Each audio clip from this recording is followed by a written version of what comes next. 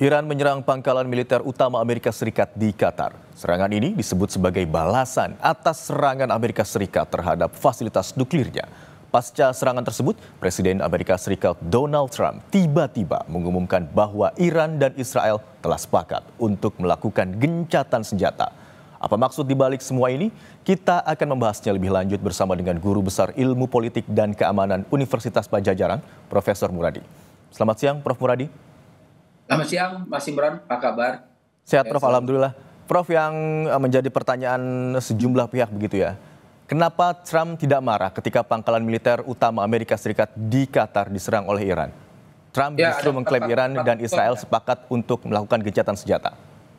Ya, ada 4 nih, Mas. Yang pertama memang ini kan dari awal Trump meminta Emir Qatar untuk kemudian melakukan negosiasi terkait dengan ceasefire ataupun gencatan senjata. Yang kedua, bisa jadi misalnya asumsi banyak pihak bahwa serangan Iran ke Qatar itu atau military base US di Qatar itu adalah bagian dari untuk sufokasi, jadi semacam pembalasan supaya tidak terjadi ada perasaan malu ya, karena memang dia dianggap tidak ada perlawanan. Yang ketiga, ini yang saya kira penting buat kita semua.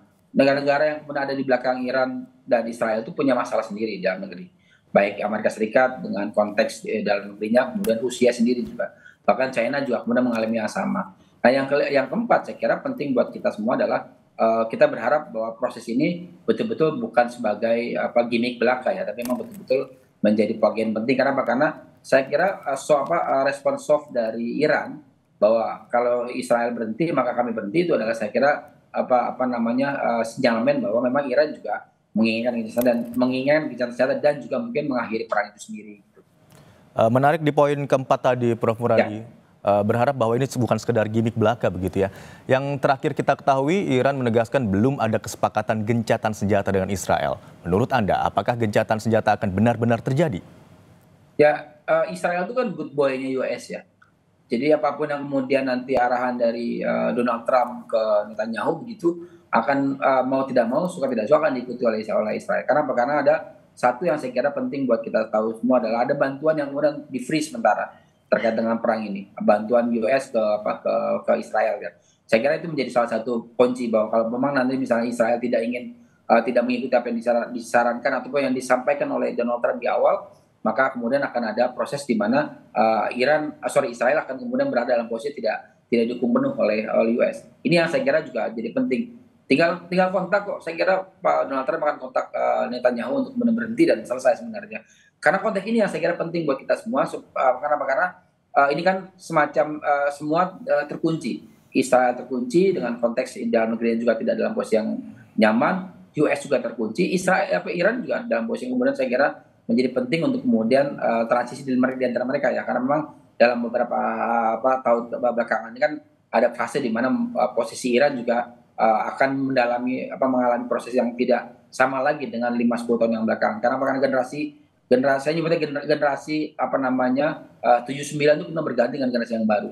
Ini yang saya kira juga penting kemudian melihat. Dan terakhir misalnya Rusia sendiri juga punya masalah di Ukraina, juga masalah di dalam negeri yang tidak kalah pelik. Saya kira seperti itu, Mas Imron. Prof. Muradi, klaim gencatan senjata yang disampaikan oleh Presiden Amerika Serikat Donald Trump tidak lama setelah Iran melakukan serangan ke beberapa basis militer Amerika Serikat di Qatar begitu ya. Apakah Amerika Serikat merasa menjadi pihak yang dirugikan dengan awalnya ya membantu Israel untuk mengebom 3 situs nuklir Iran? Kalau melihat pemberitaan di beberapa TV ya, kan yang 3 tempat itu kan juga tidak rusak parah ya. Bahkan kemudian semacam ya ada kerusakan tapi tidak separah klaim yang kemudian Donald Trump lakukan. Artinya memang itu juga jadi salah satu respon yang kurang lebih mirip dengan dilakukan oleh Iran dengan serangan ke military base di Qatar. Tidak ada kerusakan, bahkan kemudian banyak misilnya atau rudalnya kemudian tidak sampai pada sasaran target. Itu poin pertama itu. Yang kedua ya respon keduanya saya kira soft ya. Artinya saya agak bukan bingung ya. Agak kemudian question mark misalnya kemudian pernyataan dari Menlu Iran bilang kalau memang ya Israel berhenti kita juga berhenti. Itu sesuatu yang saya kira bukan khas Iran sebenarnya.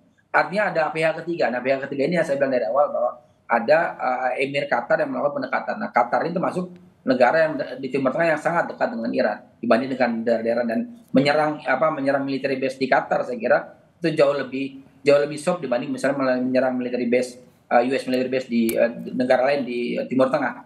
Ini yang saya kira penting buat kita pahami bersama. Artinya apa? Artinya saya meyakini betul bahwa akan terjadi gencatan senjata dan berhenti. Karena memang tinggal kuncinya adalah Amerika Serikat meminta Israel untuk berhenti, dan saya kira akan berhenti seperti yang disampaikan oleh Donald Trump di sosial medianya seperti itu, Mas Imran. Baik, Amerika Serikat sudah memutuskan untuk ikut campur begitu dalam tanda kutip dalam perang atau konflik antara Iran dan Israel. Kemudian bagaimana terkait dengan potensi dari dampak perang atau konflik kedua negara ini akan semakin luas? Ya, kalau saya ada dua skenario besar yang sekiranya penting buat kita pahami bersama. Pertama, ini berkaitan soal Amerika Serikat tidak secara penuh. Saya nyebutnya setengah proksi ya. Ada langkah yang dilakukan oleh Amerika Serikat tapi tidak sepenuh hati.